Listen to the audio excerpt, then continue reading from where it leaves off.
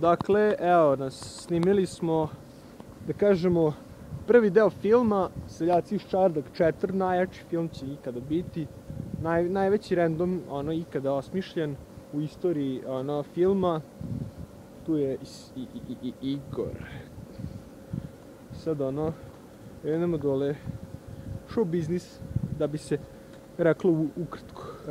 Inače, moram se zahvalim Igoru, što je bio kamerman na ovom jako kritičnom i opasnom mestu, ali zato što smo mi profesionalci, ni malo trenirani, uspeli smo da snimimo prvi deo filma.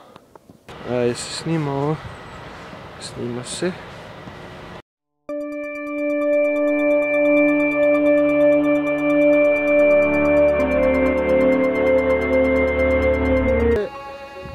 Ljudi, evo, stigu sam. Novo! To je tek prvi deo filma? Da. Gdje će biti drugi deo? To će da bude sa...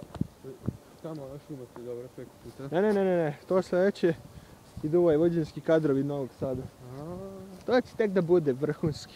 Vrhunski film, moram reći. Ništa, mi sad idemo na put do Klisa, ću reći kuće. Pošto smo mi sad off bounds, jel te? Jete piletinu i budite do jaja. To je to. Što ti kao?